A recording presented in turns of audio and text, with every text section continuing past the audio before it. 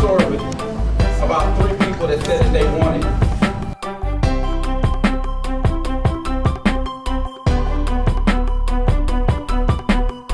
Wanted it real bad. Guy wakes up in the middle of the night and says, oh man, I want some soda. And I want some soda so bad I can taste it. He's making so much noise in the house. He's waking up everybody. He goes to the refrigerator, he opens up, no soda. He goes to the cabinet, no soda. He looks all over the house, no soda, but he says, I want some soda so bad. Goes to the window, looks out the window, he sees 3 feet of snow. You know what? I want some soda, but I don't know if I want it that bad. He goes back to the refrigerator, drinks some water, goes back to sleep. But this second guy, oh man, this second guy, he says, I want some soda, and I want some soda so bad I can taste it. He's waking up the whole house. He walks downstairs. He goes to the refrigerator, no soda. He goes to the pantry, no soda. He goes everywhere, no soda to be found in the house. He goes to the window. He opens it up. He sees 3 feet of snow. He says, I want soda really, really bad. So he gets his hat, his coat, he starts walking. He walks about 3 miles in the snow. He gets to the first store, and the store is closed. He says, you know what? I want some soda. I want some soda real bad. I don't know if I want that. He turns back around. He goes to his house. Goes in the refrigerator. He gets some orange juice. Goes to sleep. But this third guy says, man, I want some soda, and I want some soda so bad I can taste it. He's stomping all over the house. He's making a roar. He looks in the refrigerator, no soda. He looks in the pantry, no soda to be found. He looks out the window, 3 feet of snow. He grabs his hat, he grabs his coat, he walks to the first store 3 miles. No soda, the store is closed. He walks another 3 miles to the second store. No soda, the store is closed. He walks to the third store. Now he's 10 miles away from his home. No soda. He walks another 5 miles. Ladies and gentlemen, he walked 15 miles in the snow for some soda. Finally, he gets to the store still closed, but there's a soda machine up front. He puts the money in, he gets the soda, he goes back home. You know what he says to himself? He says, you know what? I really wanted some soda. The moral of the story is this. If a person is willing to go and work that hard for some soda, what would they be willing to do for their purpose and their goals in life? My question to you today, have you had your soda? Now, it's the same way that he tried to imitate other people selling things. And when he did that, he looked in the mirror and he wasn't any good at it because he had to find out who he was and find your story. And that's what you were talking about today as well. And that perpetual time syndrome, right? That, you know, you can't say, well, I'm going to do that tomorrow. Tomorrow may never come. So you've got to decide that whenever you want to do something, go ahead and do it and don't be afraid of it. And I think that's really, really important for people to understand. Thank you for that. Today's event, Becoming Who You Should Be Despite Who You Are. What was the most memorable thing about Brandon Draper today? I think he blew me away when he said, I am the Motivational King. Don't believe me, just watch.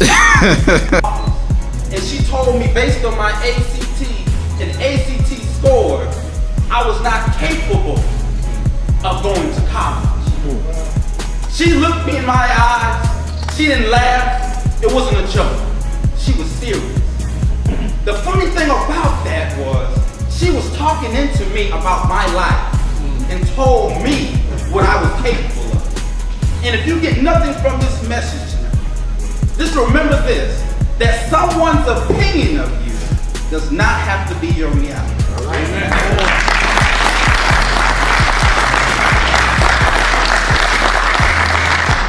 You. Well, now, you know, the name of our company is Thinking Forward. So do you think that you got some useful things today that will forever change your attitude as far as thinking forward and moving forward in your life? Yes. I like how you went through each situation and how you named them. It kind of went along with what I was thinking in the background. You have a situation, you have to think on it, emotions, and all the things that you said went along with it. But I love the last portion. Last portion is action. And I know I keep coming back to this because that's how powerful your speech was about doing it now.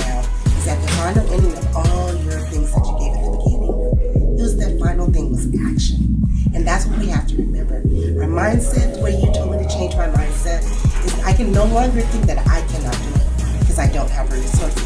I cannot do it because I don't communicate it to other people to get the resources. And so now I know that I can dig and go get the resources and do what I need to do now. So I appreciate that.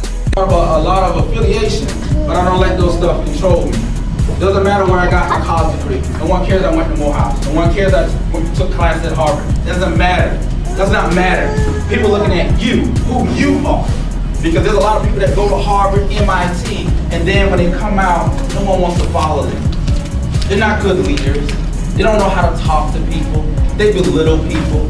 People want to know that you have their back unconditionally. Who are you? What is it that you bring to the table? No matter how many degrees or trinkets you have on the wall, you cannot allow that. So, and this is moving ahead a little quicker, you can't get a cosigner forever. You know, I don't care what college, went to Harvard, Harvard cannot co-sign for you forever. What about who you are and what you're capable of doing? We understand you went to Harvard, we understand you went to Yale, we understand you went to Morehouse, but what are you bringing to the table outside of just some credentials, okay? And talent versus work ethic. You can be the most talented, there's a lot of talented, educated, broke, and unsuccessful people. And I was gonna tell people, if you wanna see someone like that, some of us can go to the mirror and look. There's been a time in my life where I had all the credentials, I had everything, and I was just dead broke, and I didn't see myself being successful because of the choices that I made. I wasn't happy, I didn't have a purpose in my life. Let me tell you something, you can have money, you can have the cars, you can have the clothes, but if you don't have purpose, you don't have nothing. All that stuff can be taken away. You for coming out today to the event, the Thinking Forward event on becoming who you should be despite who you are. Can you tell us a little bit about what your impression of Brandon Draper's, the way he delivered the speech and what you took from the overall message? I really enjoyed Brandon Draper's speech. What I took away is that it gave me a new way of looking at things. Being that we sometimes in life we don't think about what challenge we need to go to get to where we are.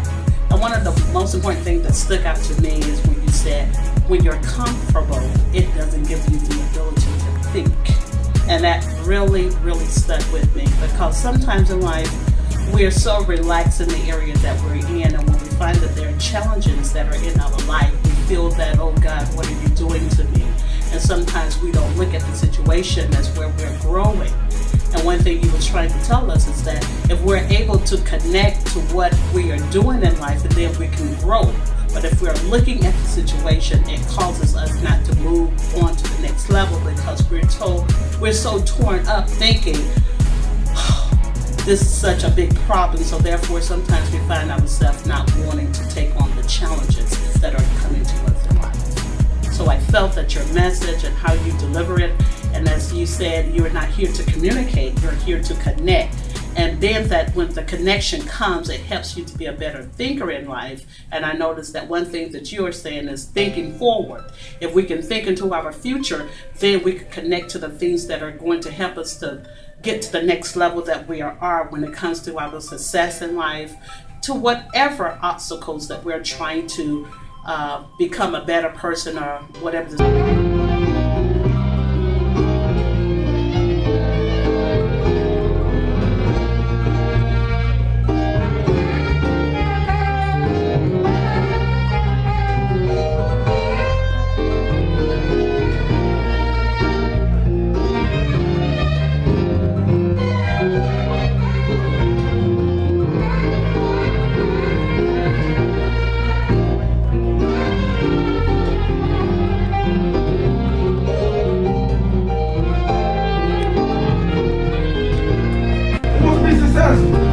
You don't raise your hand, I'm really gonna message you. Who wants to be successful? You want to be successful? What's your name? Caleb. Caleb? Okay, what do you want to ultimately be when you grow up? Architect, engineer. I didn't hear you. Stand up. Stand up. I want to hear you. Everybody in the room need to hear exactly what you want to be. Why? Because if they can hear you, guess what they're going to hold you accountable for? Because guess what? 20, 30 years from now, you're going to be the architect, right? Is that what you said you want to be? Let you say it. I didn't hear you. I want to be an architect engineer. Ooh, architect engineer.